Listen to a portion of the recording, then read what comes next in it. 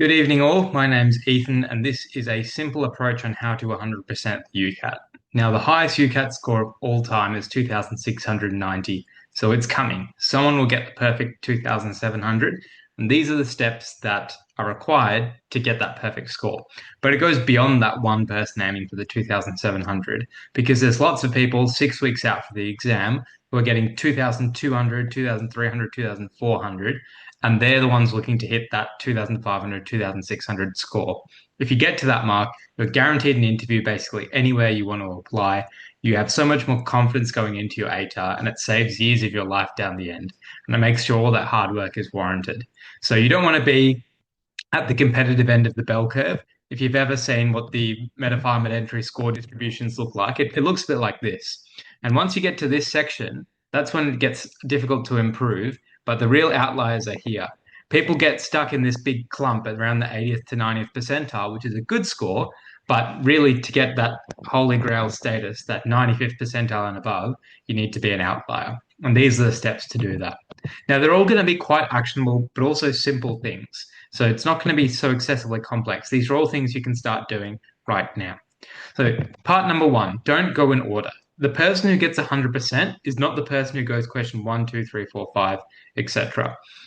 If you think about let's take the example of myself doing maths in year 12. I scored a perfect 50 in methods, which is basically the maths subject in Victoria. And I know if I go through an exam quickly from front to back, when I go through it, I will make silly mistakes. So my aim with my methods was to go through quickly and then have enough time to check some of the questions because I know when I'm checking, I'll be able to detect some of those mistakes. Now in the UCAT, it's a bit different because you don't have enough time to check. However, the person who goes and says, I want to be perfect on every single question, I want to achieve that 100% certainty, generally is the person who doesn't get 100%. And often they don't even get a good score overall. You wouldn't be amazed by the amount of people who message me and say, in VR, I get the first 28 right, and then I have to guess the last 16. And their scores are 32, which is okay, but that's not the 36 to 38 that you want at the end of the day. So getting the first 28 right is pointless if you then guess the next 16. And it's just a mindset thing. When you see something that's hard, time consuming, when something goes wrong, you need to be prepared to skip it and move on. And if you skip and move on, get everything else done quickly, you can then come to those questions at the end and then get them right. And that's how you 100% them. So rather than going in order and then, having a 30 seconds per question and then a couple of, really long ones, the suggestion is you skip those really long ones, keep your time distribution even, and then build up an array of spare time at the end. So if it's 30 seconds a question in VR, maybe there's a few questions you can get done in 15 to 20 seconds. And now for those last 4 to 8 questions, you have 45 seconds per question instead of 30. Now you can slow down, now you can read a bit more, and now you have more time. So rather than trying to get every single question right in a row, it's about being prepared to let questions go. And that paradoxically will help you actually get 100% because you let questions go, you get everything else done, and then at the end, you can come back and nail them. Whereas if you try and get everything done in a row, you risk having one or two long questions that then ruin your entire section. If you spend 3 minutes on a logical puzzle, that could have significant manifestations. Now, this is all about getting 100%, but just remember, if you get one question wrong, it doesn't matter. One question will not cost you your UCAT unless you actually spend too much time on it. So getting it wrong doesn't matter, but spending 5 minutes on a question, that can actually ruin your entire section. But getting, 35 out of 36 in QR is not going to impact your chances of getting in at all. Number two, how early should I finish each section? So earlier with my methods approach, I said, I try and get things done super quickly and then check. But realistically, I find the people who finish super early often are not the people who are getting the great scores. If you're finishing quantitative with 5, 10 minutes spare, there's got to be a pretty good reason you're not nailing it every single time. But I think these people often rush. They're generally pushing themselves too far. So it's about finding that happy medium pace.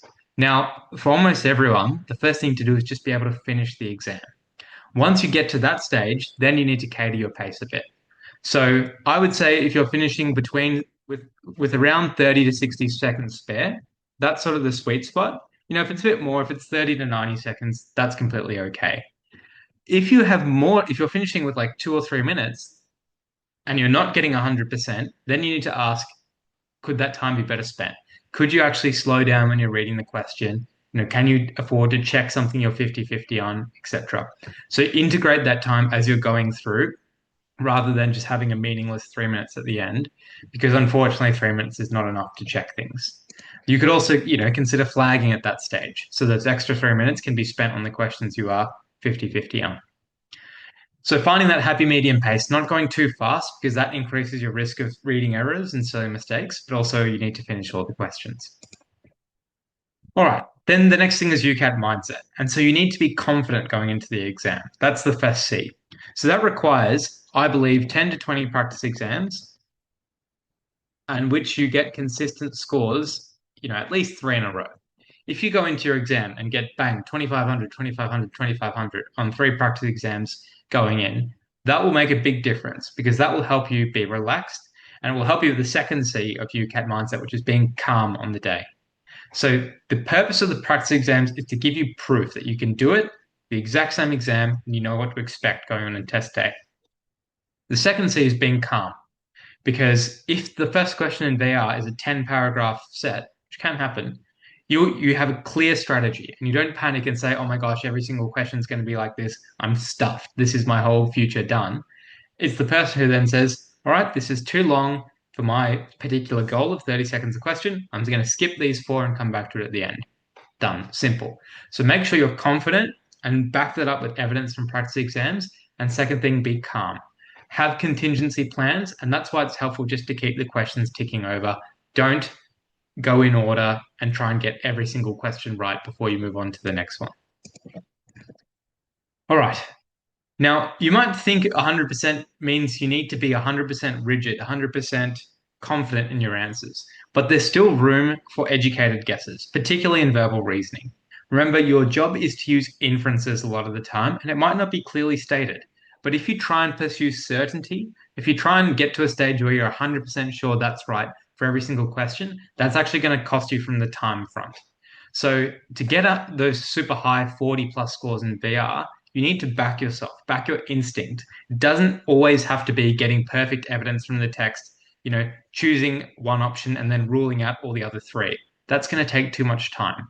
So if you are aiming for that 40 plus score and that 44 out of 44 in VR, do trust your instincts. Educated guesses are okay. It's another one of those things you would expect, if I'm taking an educated guess, I'm not going to get 100%.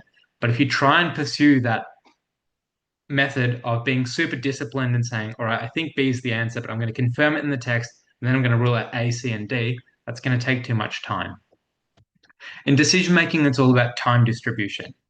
Many people can be 100% sure on some of the shorter, more mathematical question types. So your Venn diagrams, probability, sometimes your arguments, your logical puzzles. If you're really good at those, you can get those done in 20 to 30 seconds. And that gives you a build-up of time. You get an extra 30 to 40 seconds for those yes-no questions where people lose a lot of their marks. Then what I personally do is do some of the yes-no questions at the end. So for me, it's the inference questions. And I have, instead of 1 minute per question, 2 to 2.5 minutes per question. That allows me to, 1, complete the question, 2, do additional reading. I need to check things in the passage. And 3, if I finish early, I can check those. This is the difference between DM and QR because DM, you know what the hard question types where you lose marks are. So it's easier to find 5 questions to check rather than QR when you're going straight through and it's a bit harder to know where exactly should I check that question unless you flagged it.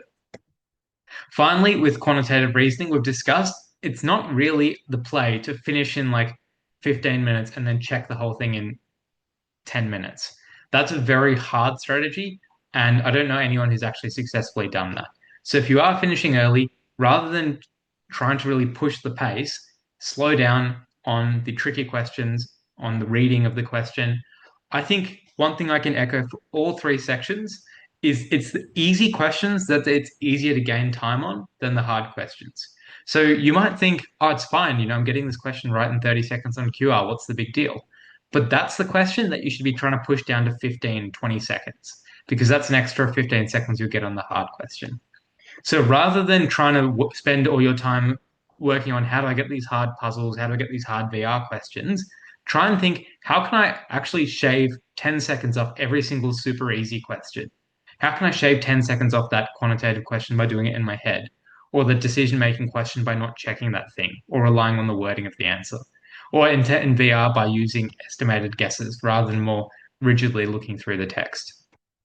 So to summarize, don't go in order.